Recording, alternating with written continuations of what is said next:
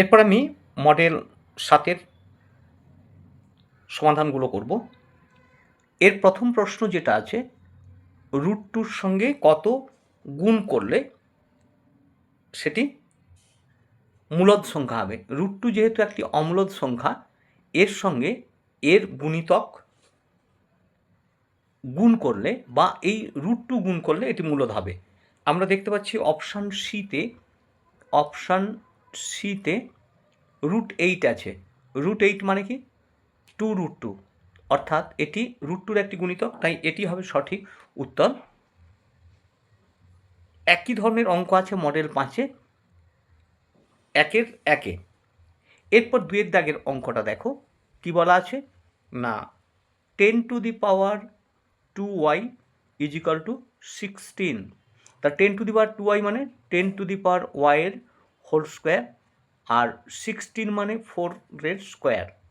তাহলে 10⁻y = 4। তাহলে এখানে দেখতে পাচ্ছি অপশান ডিতে আছে 10⁻y এর মান, অর্থাৎ অপশান ডি 10⁻y = 4। এরপরে 3 নম্বর প্রশ্ন দেখো।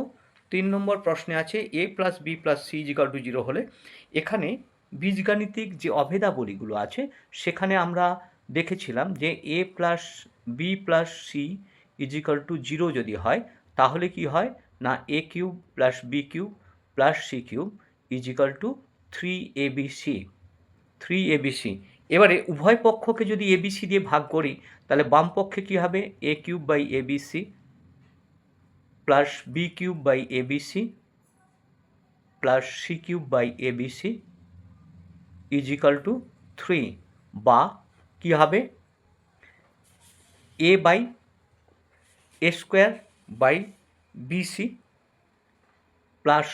b²/ca + c²/ab = 2, অর্থাৎ 2 নয় 3। তাহলে অপশান হবে সি, 1-এর 3-এর সি। এরপর দেখো 1-এর 4-এ কী আছে না, 1-এর 4-এ আছে ABCD একটি রম্বস। ABCD একটি রম্বস। তাহলে আমাদেরকে ছবিটা আগে এঁকে নিতে হবে।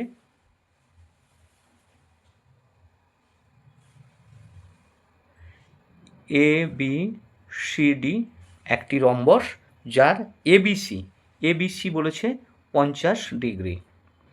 এরপরে আমাদের কিসের মান বের করতে হবে, BCD। তাহলে ABC যদি 50 হয়, B এবং C কোণ পাশাপাশি অবস্থিত কোণ, আর পাশাপাশি অবস্থিত যে কোনো দুটি কোণ সামান্তরিকের ক্ষেত্রে অবশ্য, আর রম্বস একটা বিশেষ আকারের সামান্তরিক, তাই এর ক্ষেত্রে এই সূত্রটি প্রযোজ্য হবে। B + C এর যোগফল হচ্ছে 180 ডিগ্রি। তার মধ্যে কোণ বির মান কত, 50 ডিগ্রি। তাহলে কোণ C কত হবে না, 180 ডিগ্রি মাইনাস 50 ডিগ্রি সমান 130 ডিগ্রি। তাহলে অপশান ডি, 5-এর অপশান ডি। এরপর কি আছে, 1-এর 6। 1-এর 6 বলছে √3 বহুপদী সংখ্যামালার মাত্রা। √3 একটি ধ্রুবক বহুপদী। তাহলে √3-কে আমরা কি লিখতে পারি না, √3 × 1 সমান কি হতে পারে, √3 × x⁴। তাহলে মাত্রা হবে 0, তাই অপশান বি মাত্রা 0।